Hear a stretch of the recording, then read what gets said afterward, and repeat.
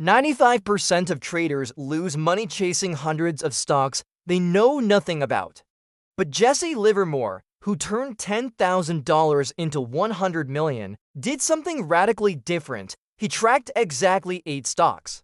Not 800, 8. And from those 8 stocks and for specific groups, he could predict the entire market's direction before anyone else saw it coming. Today, you lines learn Livermore's complete system for identifying which stocks and sectors lead every major market move, the exact signals that separate true leaders from imposters, and the military-style reconnaissance method he used to spot sector rotation weeks before Wall Street caught on. Before we begin this masterclass, drop one word in the comments. What's your biggest challenge in identifying winning stocks? I read every comment. 1940. Jesse Livermore sits down to write his only book after 40 years of trading. He's made and lost fortunes multiple times. He's seen railroad stocks dominate, then collapse. Steel stocks rise to power, then fade. Motor stocks explode, then crater. He's witnessed the greatest bull market in history evaporate in the 1929 crash. And through it all, he's discovered something most traders never understand. The market doesn't move as one entity, it moves in waves of leadership. Here's what the losing 90% do. They scan their brokerage app. They see 500 stocks flashing green and red. Everything looks like an opportunity. Technology is hot, so they buy 3 tech stocks. Someone mentions biotech, so they grab 2 of those. Their friend's cousin works at a retail company, so they add that. Within a week, they're tracking 20 positions across 12 different sectors, and they cannot explain why they own any of them. It's like being a general who sends troops in every direction at once. No strategy, no concentration of force, just chaos. They tell themselves they're diversified, but they've actually made themselves impossible to defend.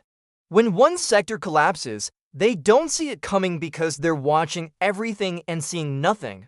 Livermore discovered what military commanders have known for centuries. Victory belongs to those who identify the main point of attack. He wrote in his 1940 book, and I quote, "Confine your studies of movements to the prominent stocks of the day. If you cannot make money out of the leading active issues, you are not going to make money out of the stock market as a whole. Think of the market as a battlefield with multiple fronts. At any given time, only 1 or 2 sectors are truly advancing while others retreat or hold position." Livermore developed a 4-group reconnaissance system. He tracked the steels, the motors, the aircraft stocks, and the mail orders. Within each group, he monitored exactly 2 stocks. 8 stocks total. That's it. From these 8, he could predict the entire market's next major move. He stated, "As they go, so goes the whole market." This wasn't guesswork. This was military-grade intelligence gathering applied to speculation.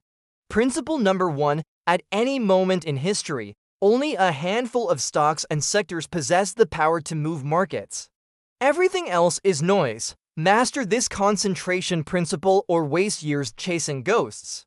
The market is not democratic. Not every stock matters equally. In any market cycle, for 2-6 dominant groups control price direction. Within those groups, 2 to 3 individual stocks act as generals leading the advance or retreat. Think of the market as an army. Yes, there are thousands of soldiers, but only the generals at the front determine whether the army advances or retreats. You don't need to know every soldier's position. You need to know where the generals are moving. Here's where most traders destroy themselves. They treat every stock as equally important. They read an article about a small-cap biotech company. Sounds exciting. They buy. They hear a podcast mention a cannabis stock. They add that. Their watch list grows to 50, 70, 100 stocks. They spend 6 hours a day monitoring positions they don't understand in sectors they can't predict. You tell yourself, more opportunities mean more chances to win, but this is backwards thinking. Livermore learned this the hard way in the late 1920s. He wrote, "I made the mistake of permitting myself to turn completely bearish or bullish on the whole market because one stock in some particular group had plainly reversed its course. He admitted, "I would hate to tell you the amount of money I lost by acting upon that premise. The amateur spreads forces across the entire front, hoping something works. The professional concentrates overwhelming force at the critical point. The professional does something dramatically different, radical focus." Livermore developed this iron rule: track only the most prominent, most active stocks of the current market period. In his era, that meant steels, motors, aircraft, and mail orders within each group exactly to stocks. 8 stocks total to monitor, not 88. This required brutal discipline. Imagine ignoring 99% of market noise. Think of it this way: a military commander has dispersed reconnaissance across every square mile of territory. He concentrates scouts at strategic points where enemy movements reveal the entire battle plan. Livermore wasn't interested in being in the market every day. He was focused on being positioned correctly when leadership moved. He stated, "If you cannot make money out of the leading active issues, you are not going to make money out of the stock market as a whole." Let me show you this concentration principle in action. In 1924, Livermore identified wheat as entering a major bull market. But wheat wasn't just one commodity, there was also rye, corn, oats. The amateur would try to profit from all grain markets. Livermore concentrated entirely on wheat, the clear leader. He bought 5 million bushels when wheat pierced its pivotal point. For weeks, he did nothing but watch. Then, when wheat crossed the next pivotal point, he bought another 5 million bushels. He noticed something critical: the second purchase was harder to fill than the first, taking longer and moving prices higher. This told him leadership was strengthening. Within months, wheat advanced from $1.30 to $2.05 per bushel. Livermore's profit over $3 million. But here's what matters most: it wasn't luck.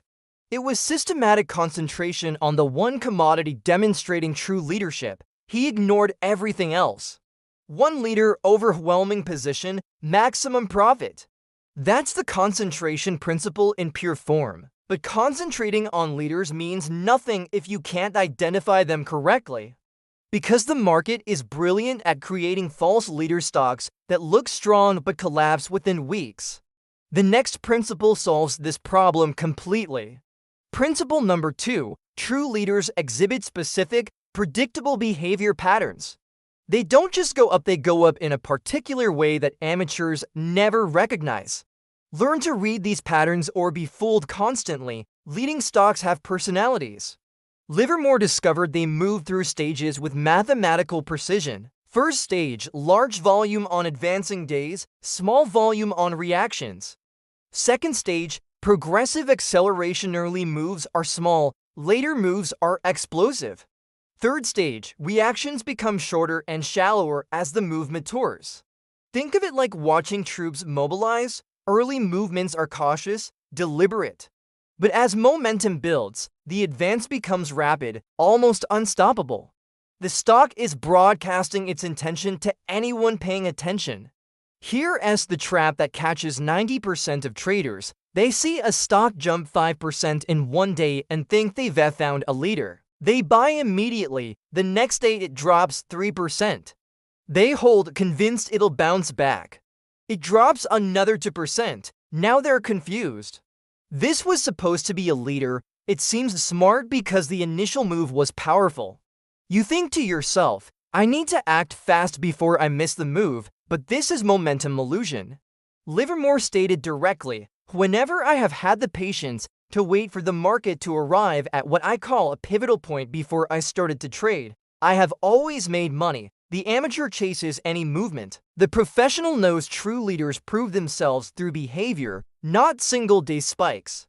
The professional watches a completely different pattern. Here's Livermore's exact sequence. A true leader starts at $50, large volume pushes it to $54. Then critical momented has a normal reaction, perhaps back to $52, on much lower volume. This pause is healthy. Days later, it resumes the advance, reaching 59 before the next reaction. Notice the pattern. Each advance covers more ground, but reactions remain shallow and brief. This required recognizing that strength reveals itself through the entire cycle, not just up days. Think of it as measuring an army's advance. It as not just how far forward they push, but how well they hold territory during rest periods. Livermore wasn't interested in stocks that shot up then collapsed. He focused on stocks that advanced, consolidated properly, then advanced harder. In April 1915, Bethlehem Steel was trading around $97. Everyone knew 100 was significant, a pivotal psychological level. But most traders either jumped in early or waited too long. Livermore did neither. He waited 3 full weeks, watching Bethlehem Steel consolidate just below 100. On April 8th, the stock crossed 99. Livermore immediately began buying, accumulating his entire position between 99 and 99 and 3/8. That same day, Bethlehem Steel exploded to 117. Within 5 days, it reached 155, a 35% gain in less than a week. But here's the critical lesson. Livermore identified the behavior pattern before the breakout. The stock consolidated properly, volume contracted. Then, the moment it pierced the pivotal point with conviction, he acted with overwhelming force. This wasn't lucky timing. This was behavior recognition. The stock was shouting its intention through its action. Livermore simply listened. Recognizing individual stock behavior is crucial, but it's incomplete. Because stocks don't move alone, they move as sectors. And sector rotation creates the single greatest opportunity most traders completely miss. Here's how to capture it. Principle number 3, market leadership rotates between sectors in predictable sequences. When you spot rotation early, you position yourself ahead of billions in institutional money. Miss it and you ride dying sectors into the ground. Sectors rise and fall like empires. In Livermore's era, railroads dominated for decades, then collapsed permanently. Steel stocks rose to power, ruled for years, then faded. Motor stocks exploded in the 20s, then crashed. Today's leaders are tomorrow's laggards. Think of it as watching battalions on a battlefield. One battalion leads the advance, exhausts itself, then fresh battalions move to the front. The general who recognizes which battalion is taking charge wins the battle before it's fought. The fatal mistake: falling in love with yesterday's winners. A trader makes money in technology stocks during a bull run. Technology becomes their sector. 2 years later, technology is collapsing, but they can't let go. They keep buying dips, convinced it'll come back. These are great companies with strong fundamentals, they tell themselves. It seems logical because these stocks worked before. You think, I know this sector, I understand these companies. I should stick with my expertise, but this is anchoring bias, destroying capital. Livermore witnessed this in the late 20s. While I was piling up huge paper profits on my copper and motor deals, I lost even more in the next 6 months trying to find the top of the utility group, the amateur marries sectors. The professional dates them and moves on when the relationship ends. The professional does something ruthless, systematic rotation monitoring.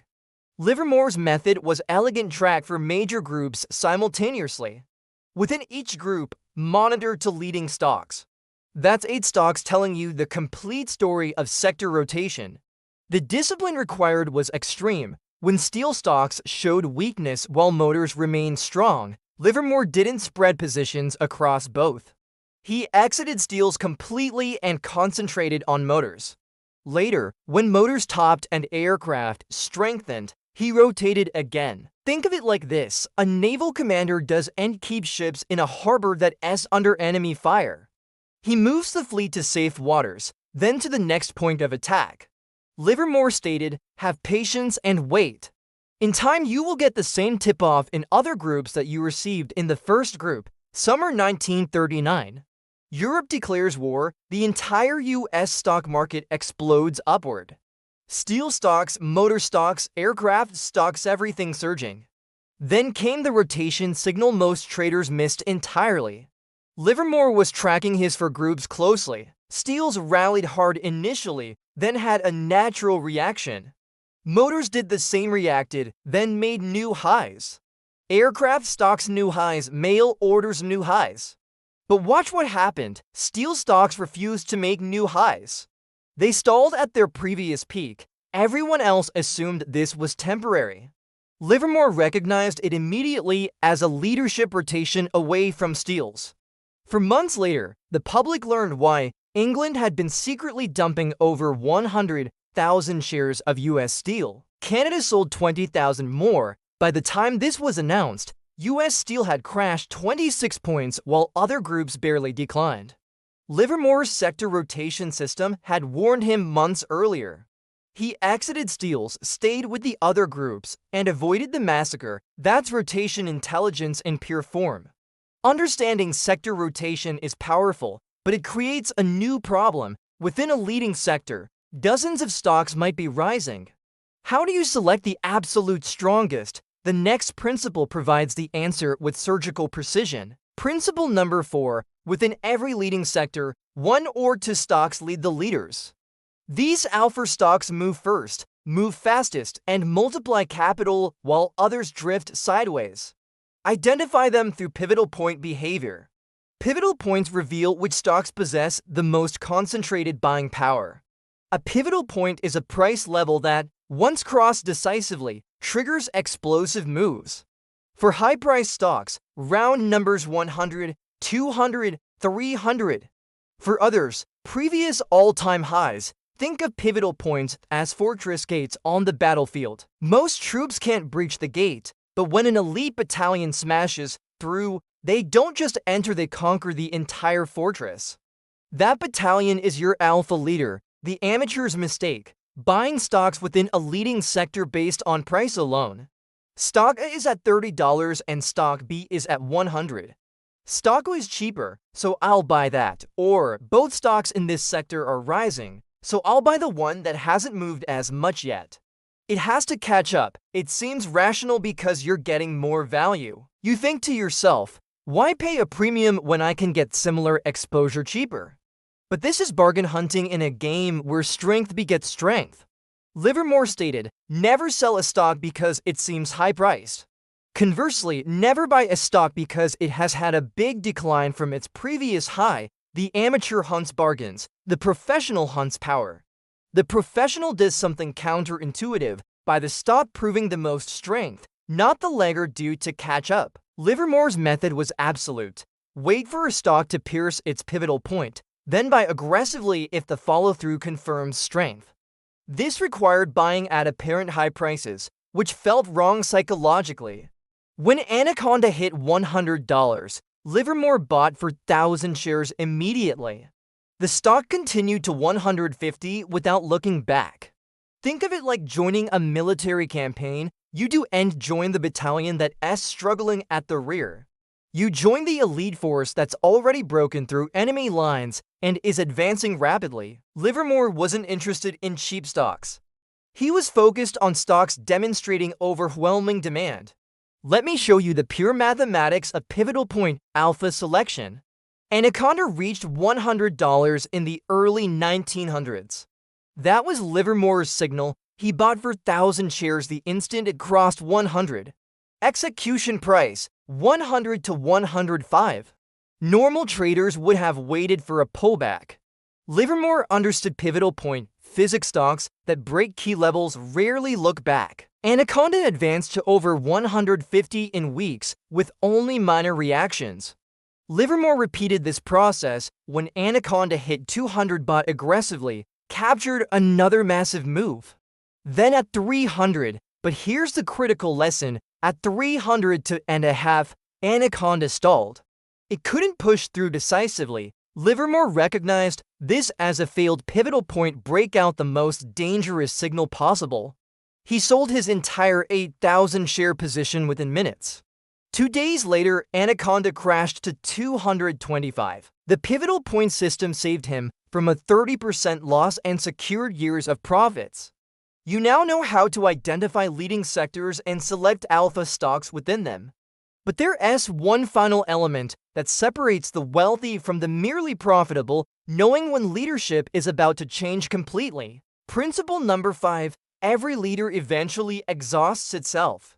The final principle is detecting exhaustion before the crowd panics. Master this and you'll exit tops and enter bottoms while others freeze in confusion. Leadership exhaustion follows a specific pattern, abnormal behavior replacing normal behavior. Remember, healthy leaders have shallow reactions on low volume.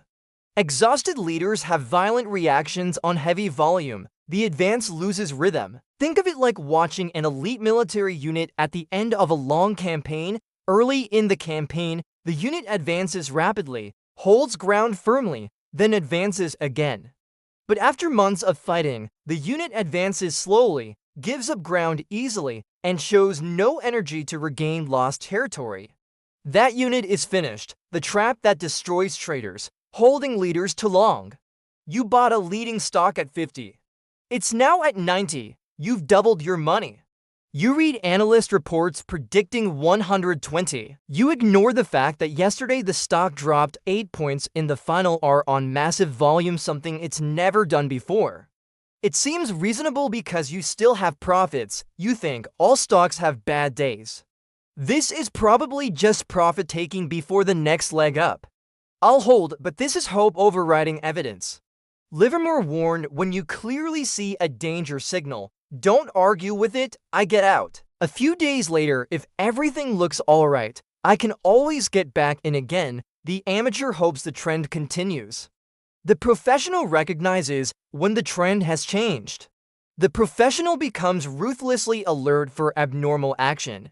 Livermore's rule was absolute. The moment a leader shows abnormal behavior, reaction larger than previous reactions, volume that spikes on down days, failure to make new highs after shallow reactions, that's the exit signal. This required courage to act against emotional attachment to winning positions. When Livermore held large profitable positions and sensed something wrong even if he couldn't articulate why, he reduced or exited entirely.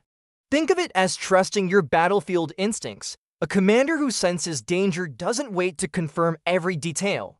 He repositions forces immediately. Livermore stated, "Something inside me kept telling me to sell. I had no specific reason, but I have learned to honor those signals." That instinct saved him from countless disasters. March 1925. Wheat had been Livermore's greatest winner, advancing from $1.30 to over $2. His position, 15 million bushels worth millions in profit. He noticed something odd. Rye, which had led wheat's entire advance, suddenly stopped participating in rallies. When wheat recovered from reactions, rye lagged behind. This was abnormal. Livermore recognized it as leadership exhaustion in the grain complex. He tested rye's strength by selling 200,000 bushels at the market. It dropped 3 cents instantly, barely rallied 1 cent back. He tested again, same result. That was his signal. He immediately sold 5 million bushels of wheat at the market. The trade executed from $2.01 down to $1.99. Within days, wheat crashed to $1.64, ultimately falling to $1.51. Livermore had exited at the absolute top by recognizing leadership exhaustion through related market behavior.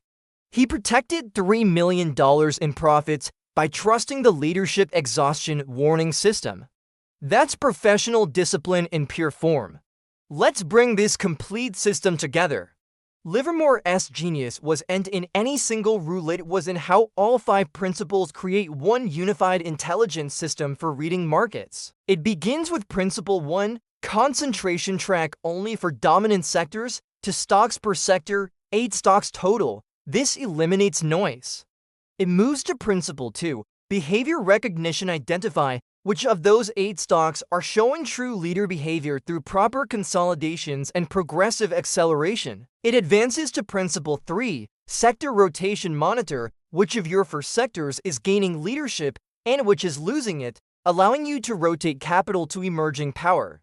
It narrows to Principle 4, pivotal point selection within the strongest sector. Identify the alpha stock breaking pivotal points with the most conviction. And finally, Principle 5. Exhaustion detection. Recognize when that alpha leader begins showing abnormal behavior, signaling it's time to exit and search for the next emerging leader. This is not a pattern, it's a complete military-grade intelligence operation applied to markets. Here's what this really means. The 90% who fail watch 300 stocks, chase momentum in weak sectors by laggards hoping they'll catch up, and hold winners until they become losers. They're driven by hope, FOMO, and the illusion that more opportunities equals more profits. The 10% who succeed watch 8 stocks and 4 sectors. They wait patiently for clear leadership to emerge. They buy only when pivotal points break with conviction. They concentrate capital in proven leaders, not diversified mediocrity. They exit the moment abnormal behavior appears, protecting profits without emotion. This system transforms speculation from gambling into systematic pattern recognition. It is a methodology that Livermore proved over 40 years could extract millions from markets, but only if you have the discipline to follow it precisely. The system is simple. Executing it is brutally hard because it requires patience when you are desperate to act and ruthlessness when you want to hope. Now, let me be clear, this is not easy. Livermore himself said, "The game of speculation is the most uniformly fascinating game in the world.